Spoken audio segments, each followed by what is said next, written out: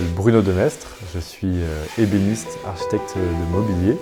J'ai monté mon atelier il y a 15 ans et aujourd'hui je fais de la création de mobilier avec toute une équipe pour faire de l'aménagement d'espace et la création d'objets et de meubles d'art. L'ébéniste, c'est lui qui dessinait le meuble, voire des ensembles de meubles, et qui est l'architecte du meuble qui va faire travailler les bronziers d'art, les ferronniers. Et puis, le travail d'ébéniste, c'est de travailler avec des bois précieux pour les mettre sur un bois indigène, pour donner une impression de bois massif. Et en fait, on peut faire la même chose avec toutes les matières. Mon métier, c'est aider les clients à trouver une solution qui va apporter de l'harmonie dans leur espace. Donc créer des objets avec des belles matières, essayer de peindre avec le bois, avec la pierre, le verre, le métal, de sculpter l'imaginaire, de rendre réel l'imaginaire. Une création qui n'est pas notre œuvre artistique, mais l'œuvre en commun avec l'équipe, le client et voilà. Avec le savoir-faire du métier en apportant les magnifiques outils qu'on a aujourd'hui.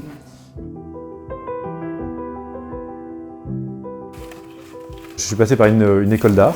Pendant 5 ans, j'ai étudié la création, l'imagination et vraiment le dessin, la peinture, la sculpture. J'ai travaillé pendant 10 ans ensuite en agence de communication, en publicité, en directeur artistique et puis après en direction de projet.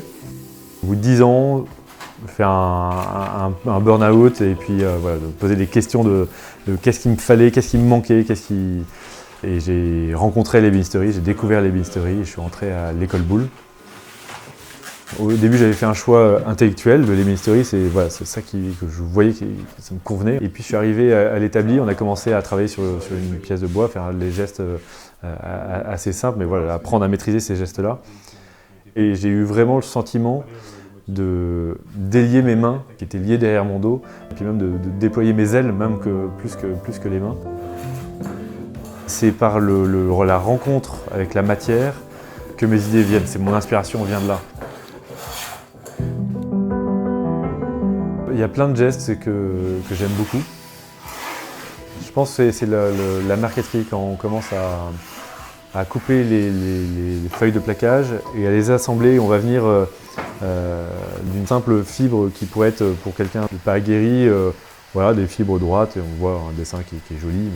Et quand on vient commencer à l'assembler et faire on appelle ça des assemblages à livre ouvert ou des choses comme ça, quoi, des romans qu'on commence à écrire avec le dessin du bois et on commence à imaginer un peu qu'est-ce qu'il y a l'histoire de ce bois-là et qu'on la raconte dans une marqueterie, je crois que c'est une partie un peu magique que j'aime beaucoup. Ce qui est important entre la création et le faire, entre le cérébral et le manuel, les deux sont très importants et donc en fait tout est équilibre et harmonie. On a très tôt pris des stagiaires et des apprentis. J'ai souvent pris aussi des personnes hors métier pour les former de zéro. C'est important pour nous, pour avoir des faiseurs de demain, voilà, les former, essayer de leur ouvrir l'esprit sur le métier. Je pense que le métier ne va pas disparaître, quoi. Il va s'adapter, se transformer, et il se transforme aujourd'hui énormément.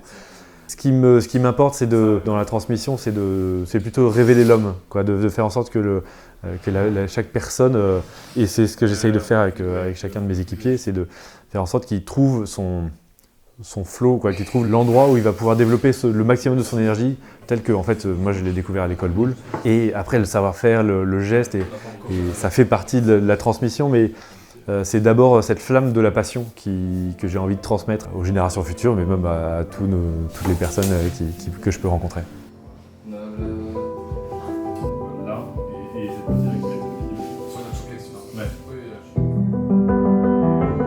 On a eu la chance de rencontrer la Fondation Rémy Cointreau qui nous a aidé à améliorer notre parc machine, notamment en travaillant sur une herboteuse, qui est la machine qui nous permet de faire un plat. En fait, la première référence qui va servir pour tout le long du travail derrière.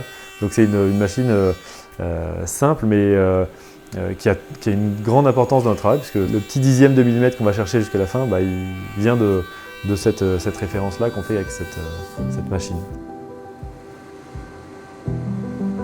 On a eu beaucoup d'échanges un peu pour Ils voulaient comprendre nos besoins, voilà, savoir comment nous aider au niveau de la communication, au niveau de l'équipement. C'était une belle rencontre. Voilà, c'est aussi la mise en relation avec tous les autres artisans.